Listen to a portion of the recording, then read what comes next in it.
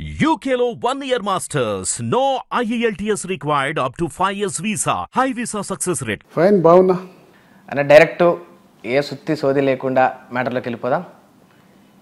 కల్వకుంట్ల చంద్రశేఖర్ రావు గారికి భయం ఉంటుందా ఉండదా అన్న? దేనికి భయపడాలి, ఎందుకు భయపడాలి? ఏ భయం లేకపోతే మరి ప్రజల్లోకి వచ్చి దర్జాగా ప్రతిపక్షంలో ఉండి డ్యూటీ చేయొచ్చుగా అన్న? ఎందుకన్నా కేసీఆర్ చేస్తారు, 100% చేస్తారు. ఇప్పుడు కాలు డిస్లోకేట్ అయ్యి ఆ ఏజ్ మనిషికి అది హీల్ అయ్యి జాయింట్ అయ్యి పర్ఫెక్ట్గా నడిచి కంఫర్టబుల్గా నడుస్తానికి టైం పడుతుంది.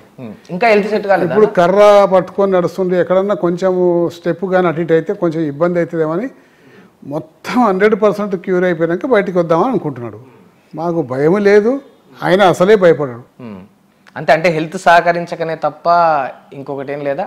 హెల్త్ సహకరించాడు, హెల్త్ పర్వాలేదు బాగానే ఉంది. కానీ నడవడంలో ఏమైనా ఇబ్బంది అయిపోయి మళ్ళీ ఏమైనా బెనకడమో లేకపోతే ఒక స్టెప్ ఏమైనా అటు ఇటు జారిందంటే మళ్ళీ దీర్ఘకాలికంగా ఇబ్బంది పడాల్సి వస్తుంది.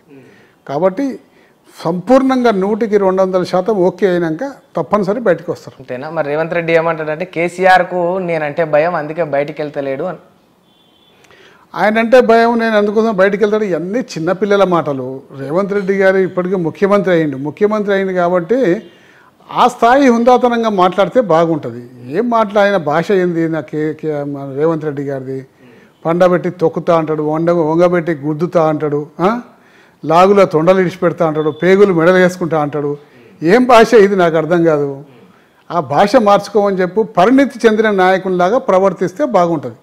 అంటే మీరు అప్పుడప్పుడు ఈ మధ్యలో చూస్తున్నా బాగా అగ్రెసివ్గా వర్క్ చేస్తున్నారు, బాగానే రేవంత్ రెడ్డి పైన కూడా ఫైర్ అవుతున్నారు. అంటే అదంతా మనస్ఫూర్తిగా అవుతుర్రా అన్న రేవంత్ రెడ్డి మీద? అంటే మనస్ఫూర్తిగా ఒకటి, మనస్ఫూర్తిగా కాకుండా ఇంకొకటి రకంగా ఇంటర్నల్గా దేవిరెడ్డి సిద్దిరెడ్డికి రేవంత్ రెడ్డికి సత్సంబంధాలు ఉన్నాయనే టాక్ బయటకు వినిపిస్తుంది. ఏం సత్సంబంధాలు, దేనికి సత్సంబంధాలు? నాకు అర్థం కాదు. ఆయనకి నాకున్న సంబంధం ఏంది లేదా? అసలు ఏం సంబంధం? ఆయన మా ముఖ్యమంత్రి, నేను ఒక ఎమ్మెల్యేని. రాష్ట్రంలో ఉన్న ప్రజలందరికీ ఆయనే ముఖ్యమంత్రి. వద్దన్నా కాదనుకున్నా ఆయన మా ముఖ్యమంత్రి.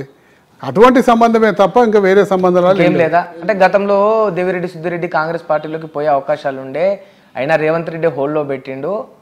ఇంటర్నల్ సంబంధాలు అయితే మెయింటైన్ చేస్తున్నాడు. టైం చూసి మీరు బీఆర్ఎస్ పార్టీ నుంచి కాంగ్రెస్ పార్టీలోకి వెళ్ళే అవకాశాలు ఉన్నాయి. ఏ మాత్రం కూడా లేవు. అది ఒట్టి కేవలం రూమర్ మాత్రమే. అది మీ మీడియా వాళ్ళు క్రియేట్ చేసుకొని సంతోషపడుతున్న ఒక ఫాల్స్ వార్త మాత్రమే. మీడియా వాళ్ళు క్రియేట్ చేసుకొని సంతోషపడే ఫాల్స్ వార్త మాత్రమే, అంతే తప్ప మీరు పోయే అవకాశం లేదు. అసలు ఎన్నో సందర్భాల్లో మీరు అన్ని టీవీ ఛానల్లో ఇంటర్వ్యూకి ఇచ్చినా మీరు చూసే ఉంటారు. స్పష్టంగా చెప్పడం జరిగింది, నేను ఆ పార్టీలోకి పోనని. సరే మీరు పోరు, ఓకే. మరి పరిస్థితులు కూడా అట్లే కనిపిస్తున్నాయి కానీ మీ మాట చెప్తున్నప్పటికీ ఏం పరిస్థితులు కనిపిస్తున్నాయి?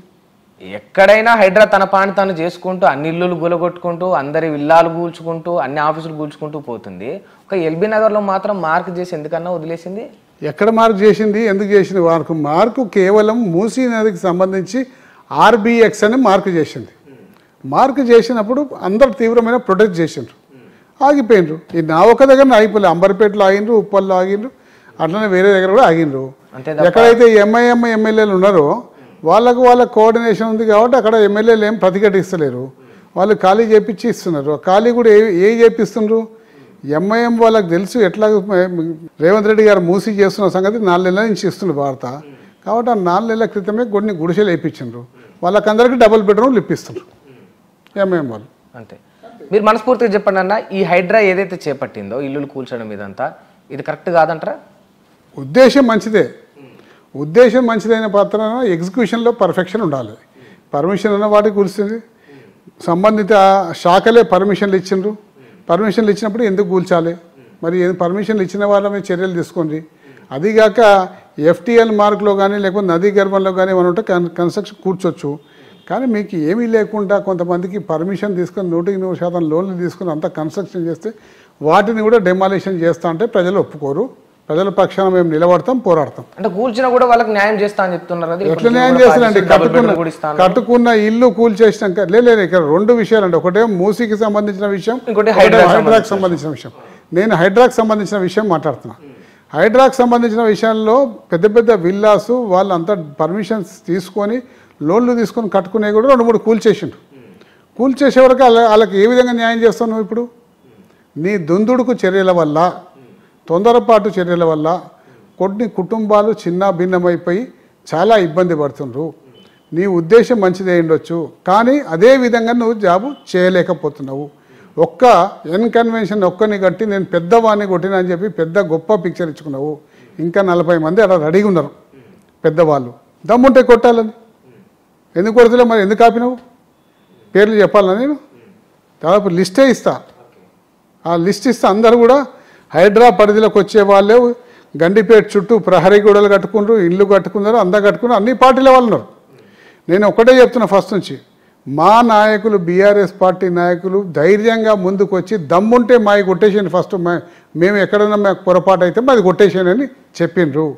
అదేవిధంగా మీ నాయకులు ఎందుకు చెప్పలేకపోతున్నారు, ఎందుకు వాళ్ళ మీద చర్యలు తీసుకోలేకపోతున్నావు నువ్వు, కారణం చెప్పు అని చెప్తే చెప్పలేడు. ఎందుకు చెప్పలేడంటే హైడ్రా అని పేరు పెట్టేసి కేవలం రాజకీయ కక్షలు తీర్చుకోవడానికి దీనికి ఉపయోగించుకుందామని ఆలోచన చేసింది. బీఆర్ఎస్ నాయకుల మీద రాజకీయ అంటే బీఆర్ఎస్ నాయకుల మీదనే. భవిష్యత్తు తరాలలో వరదల నుంచి ఫ్లడ్స్ నుంచి కాపాడడానికి కాదంటారు. కాపాడితే మళ్ళీ కాపాడాలి కదండి, 4-5 కొట్టగానే అయిపోతుందా? ఇప్పుడు 2 నెలలు 3 నెలల నుంచి ఆపేసిండ్రు, 4-5 కొట్టేసి కాపాడుతా అంటే ఎట్లయితే అన్నీ కొట్టి కాపాడు. మేము కూడా అప్రిషియేట్ చేస్తాం, నీకు కూడా దండేస్తాం, సన్మానం చేస్తాం. చాలా రేవంత్ రెడ్డి గారు చాలా ధైర్యంగా ఇది చేసినామని చెప్పేసి అందులో అన్ని పార్టీల వాళ్ళు ఉన్నారని అంటున్నావు. అన్ని పార్టీల వాళ్ళే కొట్టు, మేమేమో స్పేర్ చేయమని అంటలేము. ఫస్ట్ వాళ్ళే కొట్టినాక మిగతా వాళ్ళే కొట్టు. ఇప్పుడు టార్గెట్ పెట్టుకొని చేస్తురా అన్న? టార్గెట్ పెట్టుకొని కేవలం కొంతమందిని ఇబ్బంది పెడదామన్న ఉద్దేశంతో ఇప్పుడు నడుస్తుంది అది. ఓకే, అంటే ఇది పొలిటికల్ విమర్శ అనుకోవచ్చా? రాజకీయ విమర్శ 100% రాజకీయ విమర్శ కాదు, ఉన్నది ఉన్నట్టే చెప్తున్నా. వాస్తవమా రాజకీయ విమర్శ? అదే వాస్తవం ఉంటేనే విమర్శ చేస్తాం. అన్ని విమర్శలు వాస్తవాలేనా అన్న? అన్ని విమర్శలు వాస్తవాలండి. అన్ని విమర్శలు వాస్తవాలే. నేను మాత్రం ఏ విమర్శ అయినా వాస్తవం ఉంటేనే చేస్తా. మరి మీ మీద వస్తే అన్న, మీ మీద మీ పార్టీ నాయకుల మీద వస్తే ఆ విమర్శలు ఏమైతే? 100% మా పార్టీ నాయకులు ముందే చెప్పిండ్రు, మా ఉంటే దమ్ము ఉంటే నువ్వు కొట్టేసి అని చెప్పిండ్రు. కొట్టండి మరి. ఇప్పుడు జన్వాడ ఫామ్ హౌస్ లేదా? కొట్టండి మీరు. ఏమన్నా FTL కానీ బఫర్ జోన్లో ఉంటే కొట్టేసేయండి. ఆయన మా కేటీఆర్ గారే స్వయంగా చెప్పిండ్రు కొట్టమని డెమాలిషన్. ఇటు చెప్తున్నారు, అటు పోయి కోర్టు నుంచి స్టే ఆర్డర్ ఏ స్టే తెచ్చుకోలేదండి ఇప్పటి వరకు, ఏ స్టే తెచ్చుకోలేదు.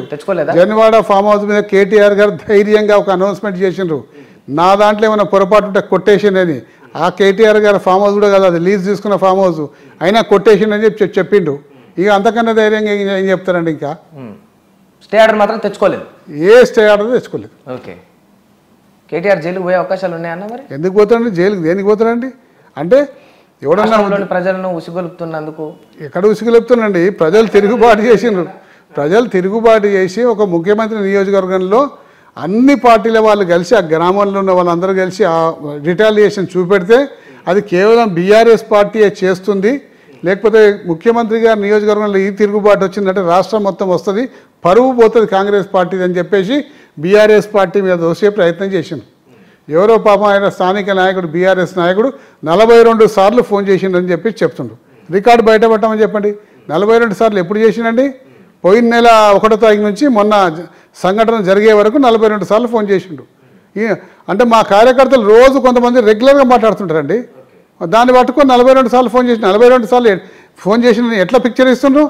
ఆ ఒక్కరోజు 42 సార్లు ఫోన్ చేసినని పిక్చర్ ఇస్తుండ్రు. ఓకే, కానీ ఇక్కడ ఒక సందేహం ఏమొచ్చిందంటే, మరి ఒక బీఆర్ఎస్ కార్యకర్త రమ్మంటే మరి కలెక్టర్ ఎట్లా కదులు వచ్చిండు అంత సింపుల్గా చెప్పగానే అని ఒక క్వశ్చన్ మార్క్ మిగిలిపోయింది. అవునండి, కలెక్టర్ ఆయన ఇష్టము. బీఆర్ఎస్ పార్టీ కార్యకర్త ఎందుకు రమ్మన్నాడు? అసలు పెట్టింది ఎక్కడా? ఒక ప్లేస్లో పెట్టి 2 ఊర్ల మధ్యలో పెట్టి అక్కడ ప్లేస్లో 200 మంది పోలీసులు మోహరించినాడు. డిఎస్పీ స్థాయి అధికారులు ఉన్నారు. అసలు అక్కడ జరపకుండా కలెక్టర్ గారు వచ్చి డైరెక్ట్ ఊర్లో జరిపే ప్రయత్నం చేసిండు. అక్కడ అందరూ ప్రజలు, అన్ని పార్టీల ప్రజలు ఉన్నారు. బీఆర్ఎస్ పార్టీ వాళ్ళు ఉన్నారు, బీజేపీ వాళ్ళు ఉన్నారు, కాంగ్రెస్ వాళ్ళు అందరూ ఉన్నారు. అందరికీ ఆక్రోశం పట్టలేక అందరూ ఉన్నారు. మీరు అన్నట్టే బీఆర్ఎస్, బీజేపీ, కాంగ్రెస్ వాళ్ళు అందరూ ఉన్నారు. కానీ బురద మాత్రం ఎందుకన్నా బీఆర్ఎస్ కి అంటుకుంది? ఎందుకంటే బీజేపీ అధికారంలో లేదు, తెలంగాణ బీజేపీ అధికారంలో లేదు కాబట్టి బీజేపీ అధికారంలో లేదు. ఇంకోటి బీజేపీ వాళ్ళకి దరిదాపులో కూడా రేపు భవిష్యత్తులో వచ్చే అవకాశం లేదు. కాంగ్రెస్ పార్టీకి వచ్చే అవకాశం బీఆర్ఎస్ పార్టీకే ఉంది. బీఆర్ఎస్ పార్టీ రేపు అధికారంలోకి వస్తుంది కాబట్టి బీఆర్ఎస్ పార్టీని కంట్రోల్ చేస్తే మిగతాది మాకు సుగమనం అవుతుంది మార్గం అని చెప్పి ఉద్దేశంతో బీఆర్ఎస్ పార్టీని టార్గెట్ చేస్తుంది. అంతే అంతే. మిమ్మల్ని ఎదుర్కోలేక ఈ రకంగా దెబ్బతీస్తున్నారు. అంతేనండి, మమ్మల్ని ఎదుర్కోలేకనే ఈ రకంగా దెబ్బతీస్తుండ్రు. మరి ఎందుకన్నా ఆ వ్యక్తికి అబ్స్కాండ్ అయ్యిండు? ఎవరైనా అంటారంటే ఇప్పుడు నా మీద కేసు పెడితే నిజాలు తెలిసేదాకా నేను యాంటిసిపేటరీ బెయిల్కో ప్రయత్నం చేస్తా, కోర్టులో సరెండర్ కానీ ప్రయత్నం చేస్తా. ఎవరైనా అంతే చేస్తారు. అబ్స్కాండింగ్ అంటే దాన్ని తప్పించుకొని పారిపోయి అని అంటలేను. నా మీద కేసు పెట్టినంటే లేనిపోను కేసులు బనాయిస్తారు కాబట్టి నేను డైరెక్ట్ కోర్టుకు సరెండర్ కావాలని చెప్పేసి అనుకోవడంలో నా రైట్ అది. దాన్ని పత్రికలు వీళ్ళంతా రకరకాలుగా చిత్రీకరిస్తారు. సో ఇప్పుడు కేటీఆర్ జైలుకు పోడు 100% అండి. ఏమన్నా జరిగి పోయినా 100% సిద్ధంగా ఉన్నాడు. దేనికి పోతే రైతుల పక్షాన నిలబడి పోరాడినందుకు జైలుకి పోతాం సంతోషమని చెప్పి మా నాయకుడే ప్రకటించాడు. ఓకే, అంటే పోయే అవకాశాలు ఉన్నాయి. ఒకవేళ అవకాశాలని కాదండి, దేని గురించి పోతారండి? పోతే ఒక రైతుల పక్షాన రైతుల దౌర్జన్యంగా భూములు లాక్కుంటున్నారు కాబట్టి వాళ్ళ పక్షాన పోరాడి జైలుకి పోతే తప్పేముందండి? నేను రీసెంట్గా ఒక కాంగ్రెస్ లీడర్ని ఇంటర్వ్యూ చేసిన అన్న, కేటీఆర్ను జైలుకు పంపే అవకాశాలు ఉన్నాయా అంటే పంపుతామని అన్నారు. అంటే కక్ష సాధింపు రాజకీయాలు అంటే బరాబర్ కక్ష సాధింపు రాజకీయాలే, ఎందుకంటే మా మీద కక్ష కట్టి అన్యాయంగా మా రేవంత్ అన్నను గతంలో కేసులు పెట్టి జైలు పంపించారు, ఇప్పుడు మేము పంపితే తప్పేంది, వీళ్ళకి ఎట్లా బుద్ధి వస్తుందని అన్నారు. అంటే ఇప్పుడు కక్ష సాధింపు చర్య అని చెప్పి ఆ నాయకుడు అన్నప్పుడు రేవంత్ రెడ్డిని జైలుకి పంపించినది మీరు అడుగుతున్న ప్రశ్న, ఓటుకు నోటు కేసులు అడ్డంగా దొరికిపోయినది కక్ష సాధింపు చర్యనా? మరి వేరే విషయంలో కూడా జైలుకు పంపించారని అది కక్ష సాధింపు చర్యనా? ఈ ఫస్ట్ దీనికి జవాబు చెప్పండి. ఓటుకు నోటు కేసులో వీడియోలో అడ్డంగా డబ్బులు ఇచ్చుకుంటే దొరికిపోయిండు, అది కక్ష సాధింపా? ఎట్లా కక్ష సాధింపు అవుతుందండి? మరి దానికి దీనికి పోలిక లేదా అండి? ఆ పోలికను మీరెందుకు గమనించారండి? దానికి దీనికి డిఫరెన్స్ ఉంది, కానీ గతంలో ఏదో ఒకటి డ్రోన్ మా ఇంటి పైకి ఎగిరేసిండు అని చెప్పేసి దాని మీద కూడా కేసు పెట్టి, ఎక్కడైనా సరే డ్రోన్ నేను ఎగిరేసినా నా మీద కేసు పెడతానండి పోలీసు వాళ్ళు. డ్రోన్ నిషేధము. నేను ఇప్పుడు డ్రోన్ ఎగిరేసినా అని కేసు పెడతారు. నాకు సంబంధించిన ఏమైనా మ్యారేజ్ హాల్స్లో విత్ ఇన్ ద క్లోజ్ వాల్స్లో ఏదైనా ఈవెంట్ జరిగి ఎంగేజ్మెంటో లేకపోతే మ్యారేజ్ జరిగితే డ్రోన్ తోటి చిత్రీకరిస్తే అది పర్మిషబుల్. ఆ లిమిట్స్ దాటి బయట రోడ్ల మీదకి వచ్చి డ్రోన్ తోటి చిత్రీకరిస్తే నిషేధము, దాని మీద కేసు పెడతారు, ఎవరైనా కేసు పెడతారు. అటువంటి కేసే పెట్టిండ్రు. మరి దానికి దీనికి తేడా లేదా అండి? ఓకే, బయటకు వస్తాడన్న కేసీఆర్ ఈ మధ్య కాలంలో ఎక్స్పెక్ట్ చేయాలి 100% అండి. 20 ఎముక సాఫ్గా వితౌట్ కర్ర లేకుండా నడిచే పరిస్థితి రాగానే బయటికి వస్తాడు. బయటికి వచ్చిందంటే ఆ పులి గాండ్రింపిని అందరు కుచ్చలు పడతాయి. విన్నారా? అందరు కుచ్చలు పడతాయి, 100% పడతాయి. అసలు కేసీఆర్కు భయపడే పరిస్థితి ఇప్పుడు ఉందా అన్న? ఎందుకు లేదండి? కేసీఆర్కు భయం లేదన్నారు, కేసీఆర్కు భయపడే పరిస్థితి ఇప్పుడు ఉన్నదా? కేసీఆర్కు భయపడే కంటే కేటీఆర్ని ఇరికిద్దామని చెప్పి ప్రయత్నాలు జరుగుతున్నాయి. కేసీఆర్కు భయపడే కేటీఆర్ని ఇరికిచ్చి ఏదో వాళ్ళ కుటుంబాన్ని డిస్టర్బ్ చేయాలన్న ఉద్దేశంతో ఫస్ట్ థింగ్ ఏమని చెప్పిందండి, వాళ్ళ ఇంట్లో పాపం వాళ్ళ బామ్మర్ది ఏదో ఇంట్లో పార్టీ చేసుకుంటే దాన్ని రేవ్ పార్టీ అని పేరు పెట్టి 200 మంది పోలీసులు పోయినారు, భయభ్రాంతులు చేసిండ్రు. అందులో కేటీఆర్ని ఇరికిద్దాం అనుకుంటూ కుదరలేదు. లగచర్ల కేసులో ఇరికిద్దాం అనుకుంటూ కుదరలేదు. అంతకన్నా ముందు మన కొండా సురేఖ అందులో ఇరికిద్దాం అనుకుంటూ కాలేదు. దానికన్నా ముందు ఈ కార్ రేసింగ్ అందులో ఇరికిద్దామని, అంటే రకరకాల విన్యాసాలు ఈ రాష్ట్ర ప్రభుత్వం చేస్తుంది. కేసీఆర్ కుటుంబ సభ్యుల్ని అందులో ఇరికించి పగ తీర్చుకోవాలనో లేకపోతే వాళ్ళని లోపల పంపించాలా, తద్వారా వాళ్ళని అప్రతిష్ట పాలు చేయాలని చెప్పి ప్రయత్నం చేస్తున్నారు. ఎందుకంటే కేసీఆర్ భయం పట్టుకుంది రేవంత్ రెడ్డి గారికి. కాబట్టి ఎట్లయినా కేసీఆర్ గారి కుటుంబాన్ని